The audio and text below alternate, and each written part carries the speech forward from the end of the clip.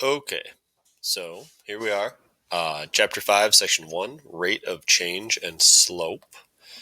So we're going to be looking at how we find rates of change on tables, and if we're talking about a rate of change on a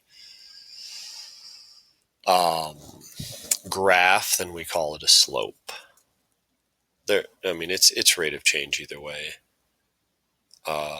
Slope, when you think of slope, a lot of times you think of like a ski slope, right? And you don't think of that so much when you look at tables of numbers. But we're going to look at how numbers are changing in a couple different situations. Now we can use ratios to show the relationship between those changing quantities. In other words, slope is going to be a ratio. It's going to be this ratio right here. And slope, or rate of change, right, which is the relationship between the two changing quantities. So it'll be the change in the dependent variable, which is y, and the independent variable, which is x. So this is the same as like rise, because that's a change in the y, over run, which is a change in the x. Okay, so we'll find how the y is changing, and we'll divide it by how the x is changing, and we'll get our rate of change. Let's take a look at an example with a table. So the rate of change here, well, first, there isn't an x and a y. This is distance marched. But you can say, well, which one? I mean, normally, right? Normally we put x on the left and y on the right. But I guess maybe sometimes somebody would try to trick you.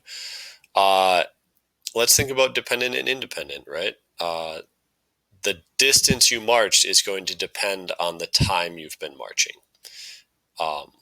Marching different distances isn't going to change the number of minutes that have gone by. That would be time travel. It would be crazy. Okay, so let's read the problem. The table shows the distance a band marches over time is the rate of change in distance with respect to time constant. What does the rate of change represent? So in other words, they marched from 1 minute to 2 minutes, and they kept marching, and they kept marching. Did they march the same distance every minute? Are they marching at the same speed, or did they go really fast here and really slow here? Let's take a look. The change here is 260. And the change here is 260. If you do 520 minus 260, you get 260. If you get 780 minus 520, you get 260. If you do 1040 minus 780, the change between those two is also 260. So we're always going up. It looks like every minute we're marching 260 feet. So the change in distance, let's look at the change in distance from 1 minute to 2 minutes. Well, let's see, change in distance over change in time. So at 1 minute, we're at 2. I'm going to colorize this a little bit.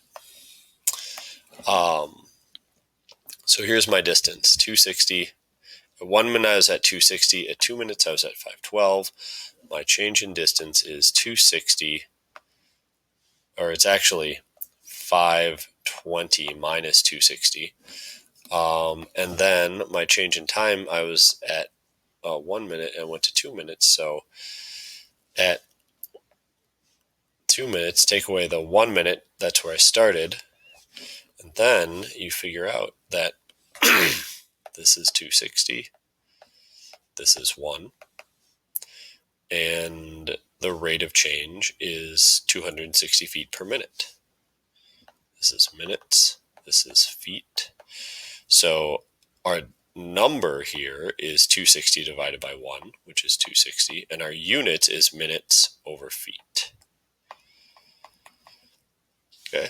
Now, no matter how you did this, if we were to, for example, take 2 minutes and 4 minutes as our time, then you would get 1040 minus 520 would be your change in distance, and your change in time would be 4 minus 2. Okay, and that means you have, I'm running out of room. Let's just write it down here. That means you have, if you do those subtractions, you get 520 over 2. And if you do 520 divided by 2, again, you get 260. And it's still, oh my goodness. I just realized that I got the feet and the minutes backwards somehow. I'm sorry. Feet. I think I said feet per minute, but then for some crazy reason I wrote minute per feet, which is a weird thing. All right. Feet per minute. So even if you pick different spots on the table, you still get the same thing. And actually, even if you decided to do these backwards, like if you did 520 minus 1040, then you're going to get negative 520.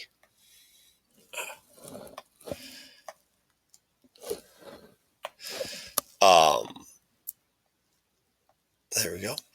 And if then you would have to do 520 is associated with the 2 minutes and 1040 with the 4 minutes. So you'd have to do 2 minus 4 here, and you'd get negative 2 on the bottom. So you'd have negative on the top and bottom. And again, it would still end up being positive 260, the same thing as before. Okay, so sometimes they'll give you a table and one of these things will be missing, and so you'll need to use that approach. So it'll be like, hey, it just goes from 2 to 4, figure out the rate of change. We did figure out that this is constant. They're always going at the same speed. And what does the rate of change represent? It represents how many feet per minute the marching band is moving. All right. So on the next slide, there's a bunch of chances for you to practice finding rate of change from a table. Go ahead and take a shot at those, and then we'll look at the next thing.